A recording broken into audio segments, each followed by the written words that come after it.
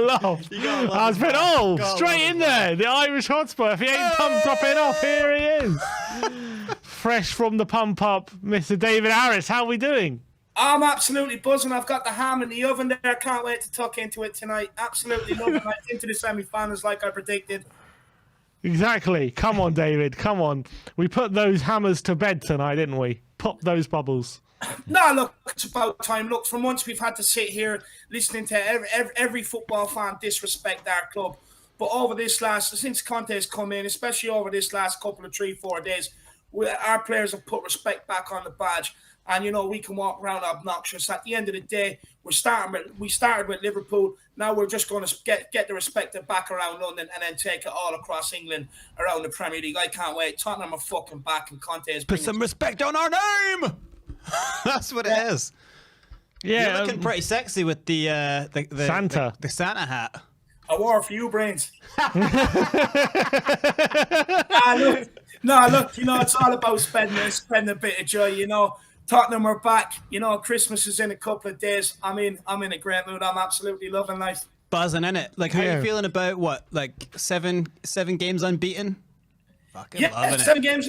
6 or 7 now, yeah. Geez, I didn't take you for a stats man. I'm absolutely loving them. You as long as it pisses off Stell, I'll be stats man. I'll be stat man, Gav. No, but honestly, look, Conte has brought stability to this team. We now have 2 systems that we can use, that we can switch in between games. That's something that you can clearly see. It's evident that he's working with them on the training ground. And, bringing it to this Tottenham team, the way that he can do it during games. Because I've seen managers do it before, and you kind of look at it and you're like, well, they definitely haven't worked on that on the training ground. But today, you can definitely tell, switching from one system to the other, that it has been worked on, and that you could see this happen a lot more, especially just to kind of kill the game. At the moment, he's done it. West Ham are on the ball for about 4 or 5, maybe 10 minutes.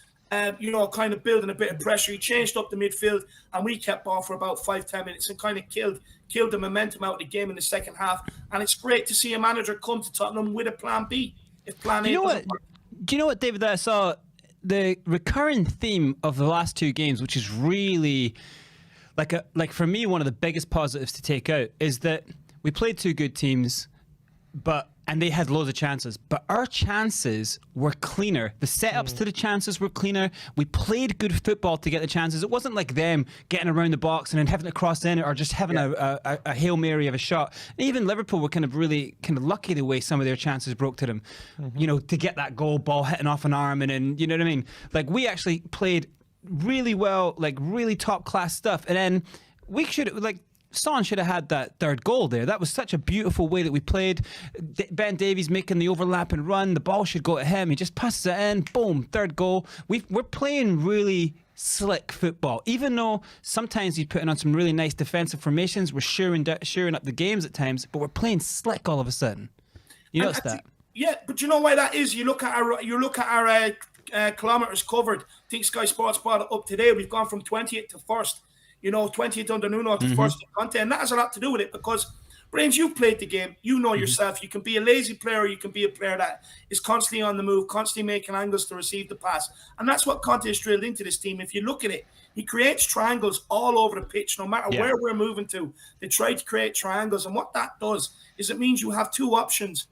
3 in a sense, because you can go long if you wanted to, but you have 2 options there, which means you can play through players. And if teams are not going to press you in packs, which they very rarely will, you can just play around them. So when they do press you, you suck them in and you play around them, and you ultimately draw the opposition out of position before you've even got to the final third. And that's why you're seeing us create so much clean and clear-cut chances in the final third, because we've already done the hard build-up, already done the hard yards, and the triangles are just pulling the opposition out of position. But not only that, even I've noticed if Harry Kane drops or Harry Kane pulls out to the right-hand side to get involved, some will fill the space in behind in the middle. Yeah. You'll also either have Ben Davies or Højbjerg, I've seen at times, fill that space. Reguilon coming in at the back post. So it's all these overloads as well, and definitely the fitness coach has had a huge effect on this, because look, we've seen under Jose before where we've just sat back when we've gone 1-0 up or we've gone up in the game, we've sat back, we've let the other team have the possession. but we actually tried to get on the ball. We wanted the possession, but it's also great to have the passion back, though, lads. The passion, like, the obnoxiousness going into games where you're like, yeah, we'll Palace next week. Yeah, we'll steamroll them. You know what I mean? It's great to have that confidence back. Something that we've been missing since Pochettino. Everyone needs to get behind Conte. I hear people talking about transfers and stuff like that. Just go and get what Conte wants. Whatever Conte needs, give to the man. Honestly, this season we'll probably finish top 4. You might be in a Carabao Cup final. You might be in an FA Cup final. I do believe that. And then next season, with the right transfer market, we can definitely challenge. Conte is bringing great things to this football club. Everything he's doing, from working on the training pitch, having everyone pushing the same way. Like the improvement we've seen some players, like even Bergwijn stepped in today. Hasn't really been given a chance under Conte. Steps in. Okay, first 10, 15 minutes, a bit loose. Some of his touches were sloppy. But ultimately, he came out of the game today with a goal and assist. Yeah, I was watching him closely. I was noticing, like, oh, that was a loose pass. And all of a sudden, he gets into a position where you not really see him that much in that kind of, like, either side of the kind of box, in a diagonal run directly into goal. And he seemed to be, like, really confident. It was like when he got the first cool little move, and when he got that down, it was like, oh shit, like his confidence seems to be like, in a momentum here. It's like exponentially growing. And then next thing you know, he's like holding off players in the box, doing centre forward jobs, holding players off, having the balls to turn and run at players. Like, I've been one of his biggest haters, and I think credit where it's due. He played amazing today. Only Lloris is like, game-saving saves have maybe taken the man of the match, but a goal and assist, you can't ask for anything more from a player. No, you can't. And look, when it comes to Hugo Lloris, you sign that contract now. Absolutely unbelievable since this new coach has come in. I do think, again, Conte probably has identified Hugo Lloris's weaknesses, which was maybe commanding his area, helping out the back from set pieces and stuff like that. And ultimately, what it has done is because under Mourinho, the likes of Eric Dyer or Sancho, who's ever playing centre-back, we often seen them drop into our own 6-yard box. And then you're seeing the midfielders drop into the penalty area. But if you look under Conte, because the defence knows Hugo Lloris is going to command that 6-yard area, which he wasn't doing before, because you've seen so many balls coming across the 6-yard area being tapped in. It's not happening anymore. Hugo Lloris is commanding that. And then the defence is allowed to do their job, push up a little bit in the box. And then the midfielders are sitting around the edge of the box. So you're not really seeing teams pin us in or rotate the ball from left to right in front of us, or even getting too many shots in from distance. And if they are, it's pressured. So Hugo Lloris has had a massive impact on this team as well. Let's not understate that. 2 of them saves today, honestly, I want to replace the Mona Lisa with one of them saves, because it's out for more. It was absolutely unbelievable. It's absolutely iconic. Some great goalkeeping there by Hugo Lloris today. Deserves a lot of credit, but I also want to big up Oliver Skipp. This guy, I've said it before, I'm going to say it again. He reminds me of Paul Scholes. He loves to ping a pass. He has the ability. He drives forward, but he gets stuck in. He was so strong in tackles today. He was so strong. Yeah. But the thing is, Brent, you know what? Like I started playing senior football at 16. I was stuck in centre midfield, and I was small enough compared to full-grown skinhead men. And what I learned is just lay into them. They don't want it. And that's what Skipp has done. It's not easy to come up against big men like Declan Rice and Souček. It's very easy to get bounced around in there. But the way Skipp just times his challenges, he's always stuck in there. And honestly, you would think Skipp looked like the England player, not boiling in the bag, Declan Rice. And tell me about Harry Winks. Had a half an hour today, another good performance. What's your thoughts on him at the moment? No, look, I want to pick him up today, because let's be honest, I mean, if I was Harry Winks, I probably would have had a bit of a strop about me today being dropped after putting in such a great performance against Liverpool. But whatever it is, Conte must have put an arm around him and said, look, I have a crucial role for you. You know what I mean? I need you to come off the bench and then set the tempo once we're winning the game. And that's exactly what Harry Winks done. He came in, he got on, few slick passes, got stuck in, and he was running about, but look, this is all we wanted. I mean, realistically, we shouldn't be sitting here praising it, because that's what we should expect from our players regardless. That should be the minimum level, is effort, running around, being able to do the basics, which is passing the ball. But credit where credit due. He's had a rough time, mainly by me. I mean, honestly, I'm probably a hater. Yeah, but look, he's had a tough time. Things haven't gone his way. He put in a great shift against Liverpool, and he came on and really helped out today in the win. He could have sulked, and he didn't. And it shows a good mentality. It's got a lot to do. That's what I was saying about my point about coaching. Like, you know your role, and then a manager comes, Poch goes, another manager comes in. Sometimes your role gets a little bit changed. Sometimes you're burned out. You say that it's that whole thing of like say one word over and over and over. You start to kind of you lose the word. Yeah. Same with football. Like unless you. Pre-seasons are about revitalizing your role, getting something else out of it. Your coach has to get you to see something else out of it. Every season that comes, Winks should have been growing as a more of a captain-like player. He wasn't. He was falling in and out of other managers.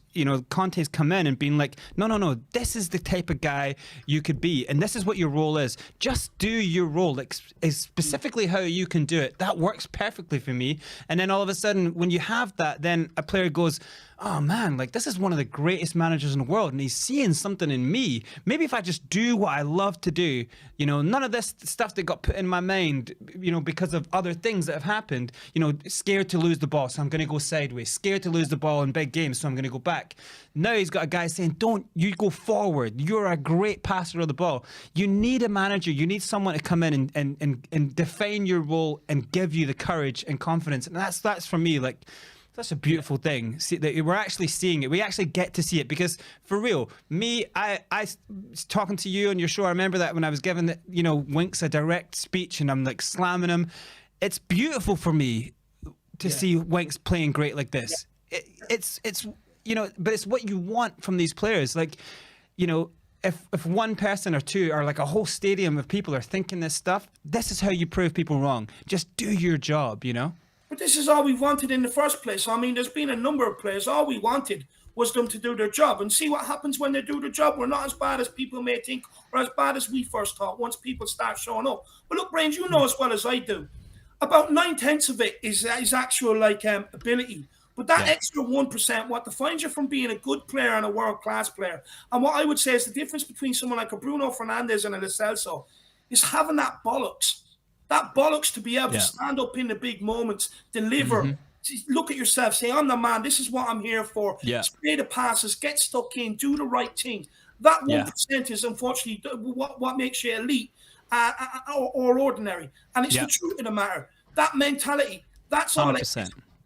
100%, like 90, I'd say 95, 96, even maybe higher, like 99% of, if you think about the pure numbers of how many players play professional football, the one question that you can see when it comes to big moments, big cup finals, big tournaments, do you want it?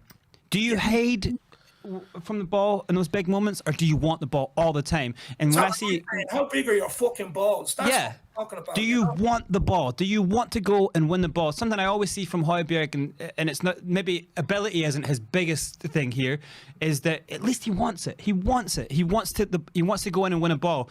With Winks, he's always had the ability. He's always been able to do something beautiful with the ball. But do you want it? Where are you? You're hiding. You're off the ball. You're getting pushed off the ball. Too easily not overrun. Too easily not putting enough tackles in. All that kind of stuff. Yeah. Always been a big part of Winks' problem. But he's definitely showing a different side to him. But David, Chelsea next round. Talk to me. What are your thoughts? No, honestly, look. Why can't we beat them? Why can't we? We've got Antonio Conte. We've got everybody in the squad, it seems like, pulling it in the right direction. We're playing some good football, some sexy football, maybe getting back to the Tottenham way, the Tottenham we know. Look, Chelsea, they're going through a bad period. But look, they also have Champions League. It's here early January, isn't it? So they don't have Champions League. But look, screw it. It's only Chelsea anyway. Thomas Tuchel will turn into Thomas Titty. Hopefully Teeny Weeny is rolled up out front. The guy couldn't hit a barn door. Look, we're Tottenham Hotspur at the end of the day. We've got to rock up with the belief that we can do it. We have to, because if we don't, the game's already lost. But look, we were raw off in the Champions League the year we got to the final. Raw off, we ended up getting out the group stage last game. We got raw off against Man City when we drew them, turned them over. So why can't we? We have a history of turning big teams over, maybe not so much over Levy's era, but before that, Tottenham were always a cup team. So let's have it. We have now, same as Liverpool as of today, reached 18 League Cup finals. Well, it's about time we lift another one of these League Cups. And we beat Chelsea, we will win this because we have Liverpool's number. We have it. You're not even entertaining a potential Arsenal North London derby final? Oh, come on now, let's be honest, Tommy. They're like the Sunderland of the last round, let's be honest. They're here to make up the numbers. They were drawn out, but they ain't winning it. Look, let them believe it, because I like to let them believe that, and then just dash their hopes. I mean, they're having a hope against Liverpool. Liverpool might even look. The only hope they do have is if Liverpool send out their kids. Yeah. But I don't know about that, because Klopp has been crying, lately. He has the bit between his teeth, so he probably will want to demolish Arsenal. But honestly, them getting to the final, they won't. And Well, actually, come to think of it, to be honest, right, I would actually maybe like them to get to the final. Sorry. But no, it's all right. I would actually maybe. I was just thinking, isn't the African Cup of Nations in January? Oh shit! Yeah. So that means, That first of time's in all, January, yeah. Salah and Mane are going to be out, probably, but also means Mendy is going to be out for Chelsea as well. Ziyech. That's true. Yeah. Don't know who else for Chelsea. So could it have interesting implications? And Partey and Aubameyang out for Arsenal as well. Oh yeah. I thought Aubameyang was missing anyway, no? Aubameyang's not been in. Exactly. He is missing. It's true. But how will that affect things? If Liverpool don't have Salah and Mane, do you give Arsenal a chance? That's big. Do you know And that what? could be good for us if Arsenal win that game then. Do you know what, Sim? In a way, I kind of would like Arsenal to get to the final. It's kind of like put something in touch and distance, and then just as they're about to grab it, just snatch it from them. There's no better feeling than doing that. So maybe it would be nice to let Arsenal get to the final, let them have their day out, celebrate, whatever else they want to do. And then we just smash them on the biggest stage, which is the final, take the trophy, and watch them cry at Wembley. I mean, I would love nothing better, to be honest with you. But one thing I do want to say, Sim, is if we do make that final, not even if we do, when we make that final, I want to be back over hosting the watch along. All right. You heard it here first, and you'll definitely get an invite, that's for sure. No, You're definitely number one. Number one. I've got to be. I'm Ireland's number one anyway, still, still Ireland. No one's taken the crown yet. No, not yet. But look, guys, I don't want to keep you. I'm afraid my brains might have a few more extra drinks and it'd be over the limit. So you're well past that was a little while ago. Yeah. Way ahead of you, mate. Absolutely loving it. But no, look, I do want to say out there just quickly, the We Are Tottenham TV army. I know not everybody does, but happy Christmas to people out there if you do celebrate. Hopefully you have a good festive season, a good holidays, and a good new year. Sit back, enjoy yourself. Tottenham are back. And thank you for all your support on the pre-match pump-ups. Absolutely been loving them. So just a massive thank you from me, and enjoy the festive season. Come on, you Spurs. All right. Where was it in Conte we trust? Where was that? Oh, well, look, I didn't even think I need to say that anymore. Just a given now. Just a given. If you're not thinking it, then what are you watching exactly? No, look, in Conte we trust. Hopefully people get the golden ticket for the Conte train. All aboard. West Ham fans, they cannot afford cranberry sauce to moisten up their turkey, so they're going to have to do it with the tears instead. Currently, right now, the wives are standing there with the tray and the turkey in the hand, and West Ham fans are crying into it. Absolutely love it. But boys, as always, absolutely brilliant show. Keep up the great work you've been doing for us Spurs fans, especially over this whole lockdown thing. It's been absolutely, magnificent and great for so many people's mental health and everything as well. But look, Tottenham are back. The good times are rolling. Come on, you Spurs. All right. Love it, David. As always, love the energy. Amazing. Thank you again for another great pump up as well earlier today, and we look forward to another pump up for the Palace game on Boxing Day. So we'll see you again very, very shortly. Yeah, look, I might need a few people to get me through it on that day, to be honest with you. I'm a bit hungover, but we'll wait and see. But no matter what, You'll be all right. That ex-Schooner, he's waiting for a spanking. Let's take the Eagles with us too. Well, let's finish off the bird hunting before the new year. That's Norwich and Palace. Let's go.